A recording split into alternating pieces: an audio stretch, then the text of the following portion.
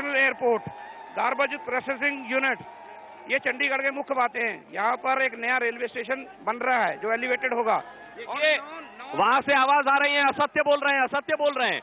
ये तो सब एडमिनिस्ट्रेशन की योजनाएं हैं। तो एडमिनिस्ट्रेशन यहाँ काम करती है, एमपी का काम होता है, केंद्र में जो चुन के जाता है। पवन बंसल जी तो दिल्ली में बैठे रहते हैं, मैंने सुना है। नहीं, यहाँ की जनता का कहना है, यहाँ पर भी नहीं आए वो। नहीं, मेरी बात सुनिए, चंडीगढ़ का 38 साल में 138 करोड़ रुपए तक प्लान पहुंचा है। आज इस साल पवन बांसल जी की मेहरबानी से, जो आप पार्लियामेंट्री सिस्टम को समझें, एक मेंबर पार्लियामेंट का धर्म होता है, फर्ज होता है कि वो सेंटर से ज्यादा पैसा लेके आए। आज हमारा जो इस साल का प्लान है 180 करोड़ से 468 करोड़ तक। चलिए मैं जनता से चाहूंगा, जनता का मंच है ये, इसे राजनीतिक मंच मत बनाएं, इस तरह की नारेबाजी मत करें। मेरा निवेदन है आपसे शांत हो जाइए प्लीज, वरना किसी को आप नहीं सुन पाएंगे। निवेदन है हमारा, बहुत कम समय होता है आपकी आवाज भी यहां तक पहुंचानी, आपके सवाल भी पहुंचाने। मैं आपसे कहूंगा इसी तरह शांति बनाए रखें, आपके सवालों के जवाब ये देंगे, लेकिन इन्हें मौका तो दीजिए।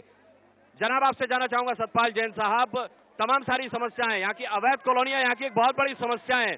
पॉलिटिकल पार्टीज और यहाँ का जो एडमिनिस्ट्रेशन है उसके बीच ये प्रतिष्ठा की लड़ाई है।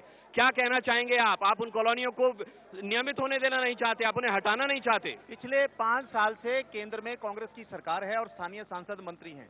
आपने क्या किया जनता के बीच? तो आप भी नजर नहीं आए। 5 साल से वो मंत्री हैं, केंद्र में वित्त मंत्री हैं। इसके बावजूद भी जो चंडीगढ़ से उन्होंने वायदे किए थे कोई पूरे नहीं किए। राज्यपाल भी कांग्रेस का अपॉइंट किया हुआ, मंत्री भी कांग्रेस के। 5 साल का समय उन्होंने एक दूसरे पर गाली गलौच में निकाल दिया और जो वायदे किए थे मैं एक एक करके गिना देता हूं। 13 टाइप के मकान वालों को कहा था मालिकाना हक दिलाएंगे, नहीं दिला पाए। सिख माइग्रेंट्स के लिए जो पैकेज सेंट्रल गवर्नमेंट ने अनाउंस किया वो चंडीगढ़ में लागू नहीं हुआ। जो रूरल एम्प्लॉयमेंट एक्ट आया वो चंडीगढ़ में जवाब सोच रहे चावला साहब, आ रहा हूं आपके पास। बैलेंस रेंट एक्ट चंडीगढ़ में नहीं बना। IIT IIM चंडीगढ़ में नहीं बना। सेंट्रल यूनिवर्सिटी चंडीगढ़ में नहीं आई। क्लास A का स्टेटस चंडीगढ़ को नहीं मिला। बोनस यूटी एम्प्लॉइज का पेंडिंग है, नहीं मिला। 3000 पोस्ट मांगी सेंट्रल गवर्नमेंट ने, चंडीगढ़ एडमिनिस्ट्रेशन ने। आप क्या कर रहे हैं ये बताइए, उन्होंने क्या किया है वो छोड़िए, वो तो मैं उनसे पूछ ही रहा हूं, आप क्या कर रहे हैं? मेरे दौर में चंडीगढ़ लुधियाना रेलवे लाइन मंजूर हुई, दूरदर्शन केंद्र बना, पावर प्लांट बना, फ्लाईओवर मंजूर हुआ, अपार्टमेंट एक्ट मंजूर हुआ और मेडिकल कॉलेज को मान्यता हमने दिलवाई। धवन साहब से पूछ लेते हैं, बहुत काम किया है धवन साहब ने जनता के बीच में रहकर। मैं पूछ रहा हूं, ये कह रहे हैं हमने चंडीगढ़ को चमकाया है, वो कह रहे हैं कि हमारे समय में ये हुआ वो हुआ। आप मानते हैं दोनों सही बोल रहे हैं? मैं सबसे पहले तो ये कहना चाहूंगा कि जब हमसे ये अपॉइंटमेंट के बारे में बात की गई थी तो हमें ये कहा गया था कि हम तीनों लोग होंगे, लेकिन मैं ये कहना चाहता हूं श्री पवन कुमार बंसल डर कर भागे हैं। उसका मैं इतिहास बता रहा हूं कि सबसे पहले 26 मार्च को भास्कर के प्रबंधकों ने हमसे कहा था कि वो तीनों की एक ज्वाइंट मीट करवाना चाहते हैं रूबरू, लेकिन उसके बाद वो भागे।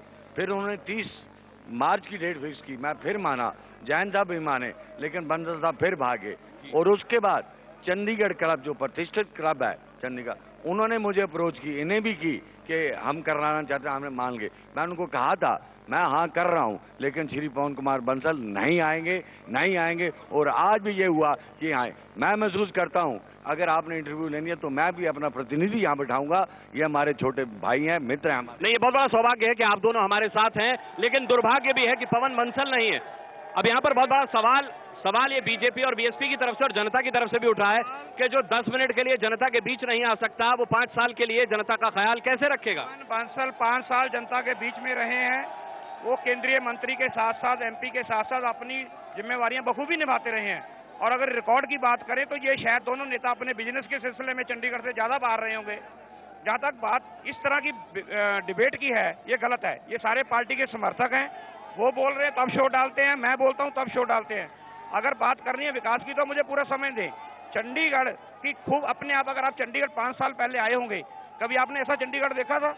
चले जनता से पूछ लेते हैं, जनता के पास में आऊंगा, लेकिन आपसे पहले अपील करूंगा कृपया शांति बनाए रखें। ऐसे चिल्लाने से कुछ नहीं होगा, कोई सवाल हम नहीं ले पाएंगे। मुझे आने का रास्ता भी नहीं दिखाई दे रहा है, आपके पास कैसे आऊंगा मैं सवाल पूछने? चले मैं सवाल पूछता हूं जी। मैं ये तीनों कैंडिडेटों से पूछना चाहता हूं कि गांवों के लिए क्या हुआ है।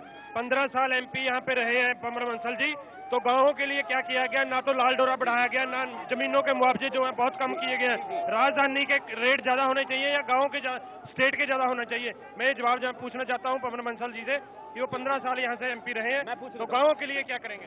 बहुत अच्छा सवाल है। 7 लाख के हिसाब से 1 एकड़ जमीन ले ली गए गांव वालों की। नेता जनता के बीच नहीं आए, किसान परेशान रहे, जो भी योजनाएं यहां होनी थी उसके लिए जो खेती की जमीन ली गई, बहुत कम पैसा उनको मिला। पिछले दिनों आपकी नेता सोनिया गांधी आई, उन्होंने इस मुद्दे को उठाया, उन्होंने कहा मुआवजा दिलाया जाएगा। 5 साल में मुआवजा क्यों नहीं मिला? इससे कोई बड़ा झूठ नहीं है। जितनी बार किसानों की बात चली, कांग्रेस पार्टी ने किसानों के साथ मिलकर एजिटेशन लड़ी और मजबूर किया सेंट्रल गवर्नमेंट से, एक नोटिफिकेशन करवाई कि कोई भी किसान की जमीन उसकी मर्जी के बगैर नहीं एक्वायर होगी। ये फैसला हो चुका है, नोटिफिकेशन चंडीगढ़ में आ चुकी है।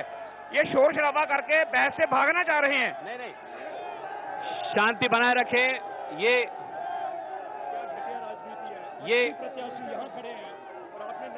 मैं चलिए इधर से सवाल लेता हूं जी। कोई सवाल?